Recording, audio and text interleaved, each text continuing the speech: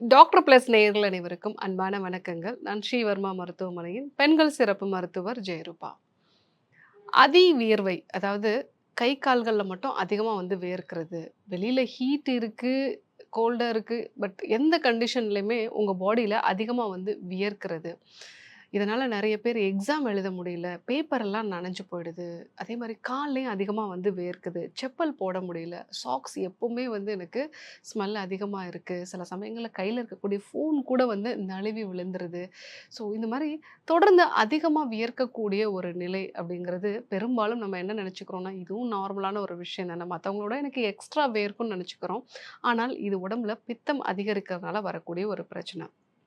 இன்னும் சில பேருக்கு பார்த்தீங்க அப்படின்னா, அ அவங்களோட உடம்பு முழுவதுமாவே அதிகமா வேர்க்கும்.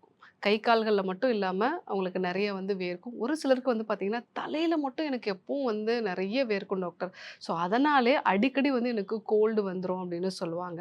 ஸோ, இந்த மாதிரி வியர்வை அப்படிங்கிறது எதனால வருது? இதற்கான அம் சிகிச்சை முறைகள்லாம் என்ன? அதே சமயத்தில உடம்புல பித்தம் அதிகரிக்கிறதுனால வரக்கூடிய இந்த பிரச்சனைய, பித்தத்த குறைக்கிறதன் மூலமாக எப்படி சரி பண்ணலாம்? அத பத்தி தான் நம்ம இன்னைக்கு பார்க்க போறோம்.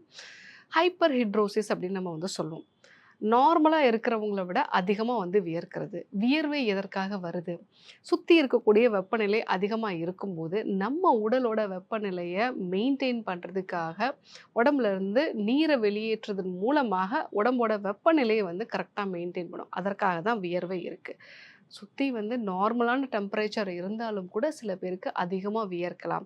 ஸோ கை கால்கள்ல அதிகமா வியர்க்கிறது, அக்குள் பகுதிகள்ல அதிகமா வியர்க்கிறது.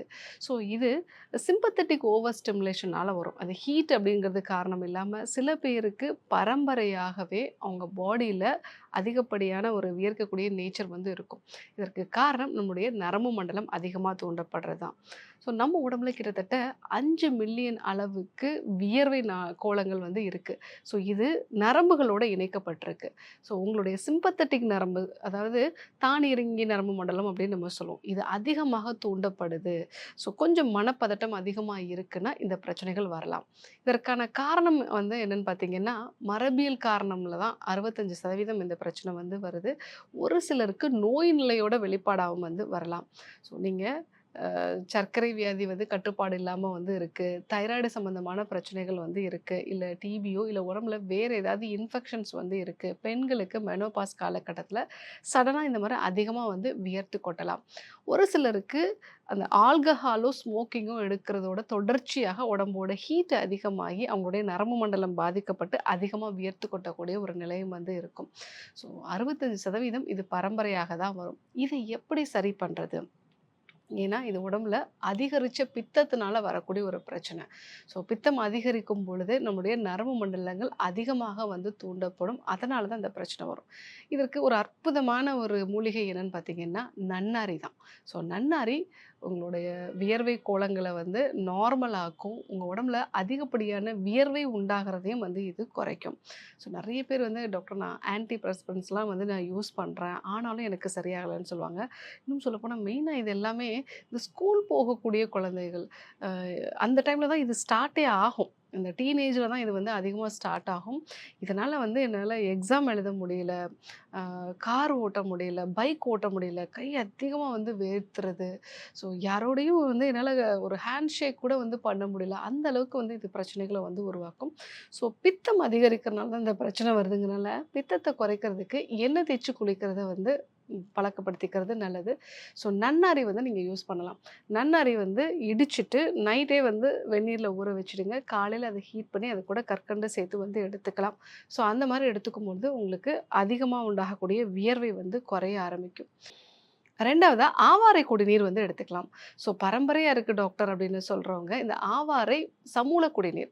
ஆவாரையோட பூ, அதனுடைய இலை, காய், வேர் இது எல்லாத்தையும் சேர்த்து நல்லா அலசிட்டு, இத நீங்க டீ மாதிரி வச்சு குடிச்சீங்கன்னா, தொடர்ந்து ஒரு 3 மாசம் நீங்க எடுத்துக்கும்போதே அதிகப்படியான இந்த வியர்வை நல்லாவே குறைய ஆரம்பிக்கும். ஸோ அது கூட நீங்க நலுங்கு மாவு தேய்ச்சு குளிக்கிறதையும் வந்து வழக்கப்படுத்திக்கோங்க. ஸோ இதுவும் அதிகப்படியான வியர்வையை வந்து உங்களுக்கு குறைக்கும். பட் இந்த கண்டிஷன் ரொம்ப அதிகமா இருக்கு டாக்டர். ஸோ இது அன்கண்ட்ரோலபிளா வந்து எனக்கு இருக்கு அப்படின்னு சொல்றாங்க. ஒரு முறை டீடாக்ஸ் வந்து எடுத்துருங்க. ஏன்னா, உங்க கட்ல இருக்கக்கூடிய பாக்டீரியாஸஸ் இம்பேலன்ஸ்டா இருக்கிறதும் இதற்கு ஒரு முக்கியமான காரணம். ஸோ ஒரு முறை நீங்க டீடாக்ஸ் எடுத்துக்கும்போது, உங்களுடைய வியர்வை நாளங்கள்ல இருக்கக்கூடிய கழிவுகள் எல்லாமே வந்து வெளியேற ஆரம்பிக்கும். ஸோ அதுக்கப்புறமா உங்களுக்கு அந்த வியர்வை வந்து குறையும்.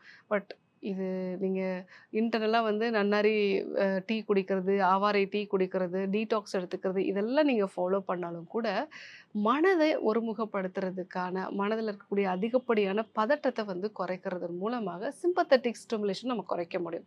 ஸோ அதற்கு சுவாச பயிற்சிகளையும், தியான பயிற்சிகளையும் ஃபாலோ பண்ண வேண்டியது அவசியம். ஸோ இதெல்லாம் ஃபாலோ பண்ணீங்க அப்படின்னா, கண்டிப்பா உங்களுக்கு அந்த அதிகப்படியான வியர்வை வந்து குறைய ஆரம்பிக்கும். ஸோ வியர்வை அப்படிங்கிறது 90% பீப்பிள் நார்மல்னு சொல்லிட்டு கடந்து போயிடுறாங்க. ஆனால் அது பிரச்சனைக்குரிய ஒரு விஷயம் தான்.